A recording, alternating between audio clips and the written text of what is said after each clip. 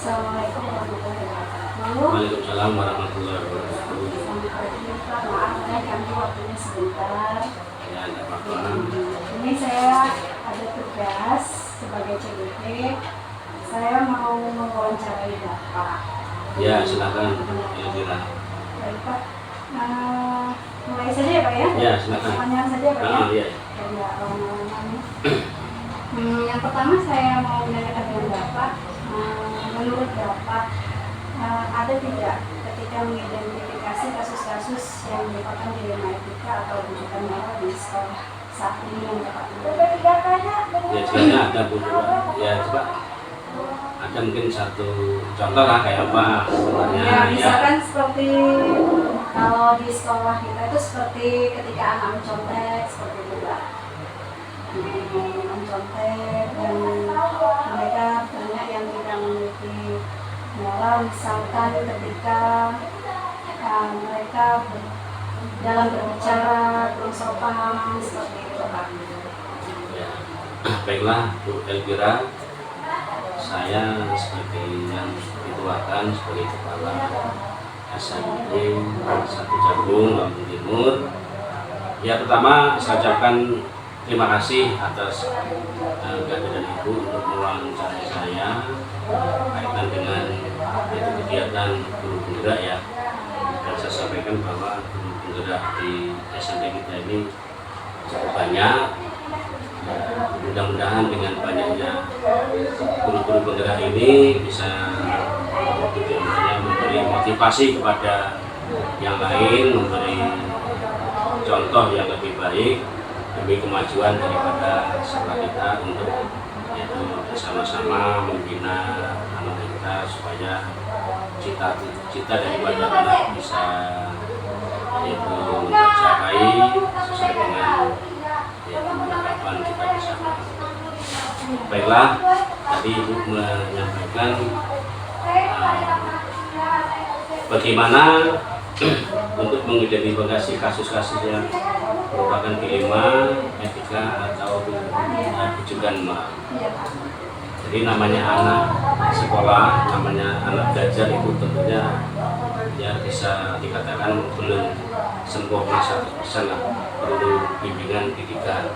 Memang ada etika-etika yang kurang baik, ya itu pasti ada lah ya. Tetapi dalam artian untuk di SMP 1 Jagung ini ya masih dalam kategori ya masih nggak seberapa berarti lah, hanya hal-hal yang biasa saja yang artinya masih bisa kita arahkan yang lebih baik. Jadi intinya ketika ada yang kurang baik, contoh anak mungkin di kelas contohnya tidak boleh mencontek sehingga dia mencontek, itu salah satunya lah ya, itu pasti ada lah. Itu kenyataan yang biasa. Dari dua hal tersebut, ketika etika dan moral tersebut yang sama-sama mengandung nilai kebajikan itu seperti apa? Ya, contohnya gimana Bu ya? Contohnya lah. Dua kepentingan ya, dua kepentingan yang positif kan gitu ya.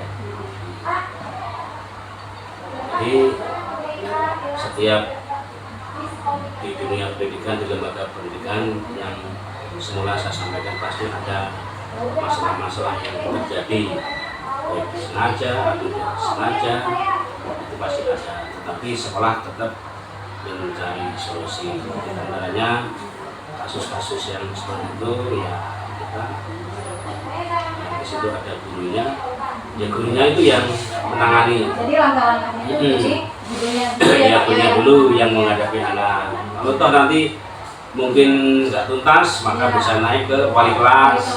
Setelah wali kelas baru ke Guru BK, setelah guru BK tidak tuntas lagi baru ke baru bersama-sama gitu Pak ya. Gitu, untuk memutuskan apakah siswa tersebut bisa ya seperti itu langkah-langkah untuk mengatasi dilema-dilema sehingga dengan cara seperti itu yang selama ini kita lakukan ya membuahkan yaitu hasil yang cukup bagus lah bagi kita semua. Jadi kalau tadi seperti mengambil keputusan seperti itu ya Pak, ada tidak tantangan yang Bapak hadapi? Ya jelasnya adalah setiap ya kegiatan, setiap apa itu namanya usaha lah ya. Nah itu pasti langkah-langkah itu pasti ada kendala. Tapi kendala itu tidak harus kita lari dari masalah itu, tapi kita hadapi ya dengan santun, dengan baik. Contohnya umpama ada anak bermasalah maka sekolah memanggil wali murid, pertama orang tuanya, kalau nggak ada yang mungkin yang lain yang ada kaitannya dengan keluarga, kita ajak duduk bersama untuk membahas permasalahan itu. Selama ini seperti itu, artinya juga membuahkan hasil yang lebih baik. Terus ketika menyelesaikan masalah itu, ada tidak jadwalnya dikhususkan gitu Pak? Ya memang ada waktu-waktu tertentu lah ya, ada serta-merta hari ini ada kasus langsung langsung itu tidak ada Pak ya. Jadi memang ada pengkhususan waktunya seperti itu ya Pak ya. Jadi lalu adakah seseorang atau faktor yang selama ini mempermudah Bapak atau membantu Bapak dalam pengambilan keputusan ini Pak? Ya banyak faktor tadi di awal kita sampaikan. Kalau ada masalah pertama gurunya naik ke wali kelas, kemudian naik ke BK, ke kepala sekolah. Kalau kepala sekolah nggak tuntas maka komite, sampai enggak ya sampai kita juga mengundang penegak hukum. Tapi itu kami hindari. Toh seperti itu ya kita lakukan. Jadi ini berarti yang membantu Bapak itu berarti semua warga yang ada di lingkungan sekolah Bapak. Jadi dari semua hal yang disampaikan di sini, pembelajaran yang Bapak bisa dapatkan atau Bapak petik dari pengalaman kasus-kasus yang sudah Bapak ambil keputusannya itu seperti apa Pak? Jadi kembali lagi ke awal anak masuk kan, di situ kan ada semacam tata tertib yang harus ditandatangani oleh orang tua, tapi sebelumnya suruh dipelajari sehari, 2 hari sampai 3 hari. Baru mereka paham, baru mereka tanda tangan dan dikumpulkan di sekolah. Contohnya di situ ada sanksi-sanksi yang harus ya dilakukan di sekolah. Mungkin anak sampai ada poin-poin yang kurang baik akan dihitung sampai maksimal, bahkan pada akhirnya pun ya kita tidak mengeluarkan, tetapi memberi kesempatan yang sifatnya mungkin sementara. Contoh anak pas kenaikan naik bersyarat karena dia mungkin melanggar aturan yang telah disepakati, dia kena aturan ya itu naik bersyarat sampai sekian bulan. Kalau ada perubahan tetap sehingga dia naik seterusnya, tapi kalau nggak ada perubahan bahkan malah sebaliknya dia akan ya tetap di kelas 2. Ini contohnya seperti itu. Ya, setelah Bapak mengambil keputusan seperti itu, misalkan tadi siswa kata Bapak kan naik bersyarat. Nah, setelah Bapak menangani kasus itu, pengalaman yang Bapak bisa petik gitu Pak, yang Bapak rasakan sendiri sebagai kepala sekolah sendiri Pak. Jadi saya sebagai kepala sekolah memang ya sudah memang tanggung jawab daripada kami ya, itu pun ya harus kita hadapi, kita lakukan, tapi dalam artian kita tetap yaitu nyambung silaturahmi dengan para wali murid, sehingga selama ini insya Allah tidak ada masalah antara sekolah dengan wali, dengan siswa, karena kita selesaikan dengan secara kekeluargaan. Jadi yang pengalaman bisa Bapak petik itu seperti bisa menyambung silaturahmi dengan keluarga yang tadi, anak tadi ya Pak ya. Bisa meningkatkan hubungan yang harmonis dengan lingkungan sekolah gitu Ya, memperkerat tali silaturahmi. Jadi terima kasih nih Pak Ya. pengampunan waktunya. Doakan kami semoga CGP kami lancar dan kami lulus dengan nilai yang baik. Terima kasih sudah mengganggu. Ya, sama-sama. Seperti itu.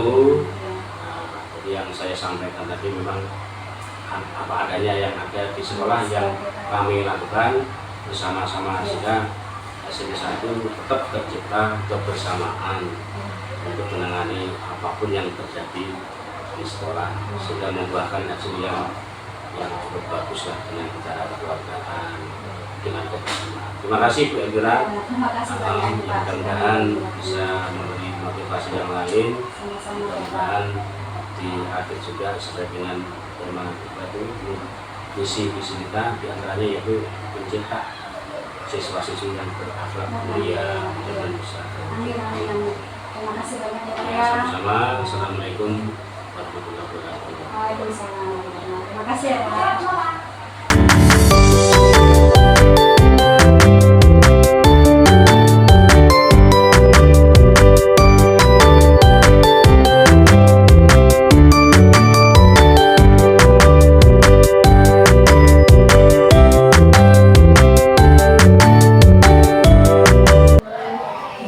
Bagaimana kabarnya Bu? Maaf ini sudah mengganggu waktunya sebentar. Begini Bu, saya Elvira Sukmana, CGP Angkatan 11, punya tugas mewawancarai kepala sekolah. Jadi saya minta waktunya sebentar ya Bu ya, tentang dilematika yang ada di sekolah Bu. Begini Bu, langsung saya mulai saja Bu ya. Iya. Yang pertama itu yang ingin saya tanyakan, selama ini bagaimana Ibu dapat mengidentifikasi kasus-kasus yang merupakan dilema etika yang ada di sekolah Ibu? Yang contohnya seperti bujukan moral, seperti itu. Ya, kasus-kasus seperti itu ya otomatis ada setiap sekolah, cuma berbeda casingnya yang berbeda. Yang saya angkat sekarang kasus study tour. Study tour itu merupakan program komite dan sekaligus juga program sekolah di mana anak-anak untuk belajar secara real. Kalau tadinya hanya melalui gambar, sekarang kita bisa lihat secara langsung, objek secara langsung. Contohnya kalau kita di sini sering yang kita jadikan rujukan ke Kota Gajah di Jakarta, Bandung. Nah, kemarin kita sudah 2 tahun lalu sudah punya rencana, sudah rapat dengan wali dan kesepakatannya berangkat. Ternyata pada ketika mau berangkat ada beberapa wali, sebenarnya hanya satu wali yang tidak setuju tapi mempengaruhi yang lain sehingga kita tinggal Jadi apa yang direncanakan sudah ini, tapi tetap kita karena program tetap kita jalan. Nanti kalau kita tidak jalan, semakin mereka menjadi seolah sekolah ini lemah, tidak ada kekuatan karena kita memang kebijakan ada di sekolah. Jadi selama mengambil keputusan seperti itu, yang pertama tadi kasus Ibu tadi kan kasusnya tadi seperti ada yang tidak setuju ikut study tour gitu ya. Jadi di mana semua itu sama-sama benar. Mungkin ada alasan orang tua itu tidak ikut study tour, mungkin tidak ada uang ya Bu ya. Ya. Jadi Tapi kan sudah menabung 2 tahun. Ya, baik, Bu. Jadi dalam hal yang seperti ini kan ada 2 kepentingan ya Bu ya. Sama-sama mengandung nilai kebajikan. Itu Ibu mengambil keputusannya seperti apa, langkah-langkah? Nah, langkah-langkah ketika terjadi hal seperti yang tidak kita inginkan, kita sebagai saya sebagai kepala sekolah juga mengumpulkan teman-teman bagaimana cara mengatasi masalah tersebut, apa langkah yang harus kita tempuh. Satu, kita memulangkan uang yang sudah masuk ke BIS itu. Wali yang tidak ikut tidak mau membantu, akhirnya ya yang sudah menabung lunas tidak mau dikembalikan. Hanya tetap sekolah mengalami, tetap berangkat dengan syarat hanya 50% yang bisa ikut gitu ya. Jadi solusinya seperti itu. Jadi ada kan, tapi Ibu ketika mengambil keputusan itu pasti ada tantangan. Ya. Pasti pasti Jadi ada. dalam mengambil keputusan itu, apa saja yang tantangan Ibu hadapi itu seperti apa contohnya? Tantangan yang saya hadapi itu tadi, lalu tidak setuju. Tidak setuju. Terus dia memprovokator gitu, sehingga orang-orang itu juga yang nggak punya ada kesempatan. Iya. Nah, kesempatan udah ikut lokal saja. Ya, akhirnya juga yang tidak ikut berjajah juga ikut lokal sekitar sama itu. Jadi ada, tapi ketika Ibu mengambil keputusan itu pasti ada teman nih. Ya, jadi saya siapa saja itu yang bisa membantu yang membantu wakil kepala sekolah saya ada dua, belum sama wakil sekolah umum dari masukan, kemudian apa jangkauan seperti ini Bu, jadi keputusan bersama keputusan itu dibantu oleh rekan-rekan rekan-rekan seperti guru, guru ya, orang tua, ada juga yang membantu berpihak ke sekolah. Oh, jadi ada dari orang tua juga. Dia tetap ikut, tetap ini, terus malah membantu orang-orang yang tidak ikut, nggak usah bahasanya begitu. Ikut andil lah, Ikut andil. Jadi dari Ibu alami ini pembelajaran apa yang sudah Ibu petik seperti itu? Ya intinya setiap ada permasalahan pasti ada jalan keluarnya. Kita jalan damai saja. Kalau kita nyari menang, ya nggak ada yang menang, ya nggak kalah. Semua punya alasan masing-masing. Jadi setiap tantangan itu pasti bisa Pasti diatasi. ada jalan keluarnya, ada solusi. Jadi untuk kasus-kasus yang Ibu hadapi itu sudah ada solusinya, dan orang-orang yang membantu Ibu itu adalah orang-orang yang ada di sekitar Ibu, Iya, sekitar sekolah, warga sekolah warga sekolah. Jadi sangat penting sekali ya Bu ya, kita berkolaborasi dengan warga yang ada di sekolah. Terima kasih Ibu sudah memberikan waktunya. Semoga apa yang sudah Ibu sampaikan bisa menjadi pelajaran buat saya di kemudian hari. Sekali lagi saya mohon maaf. Saya akhiri, wassalamualaikum warahmatullahi wabarakatuh. Waalaikumsalam.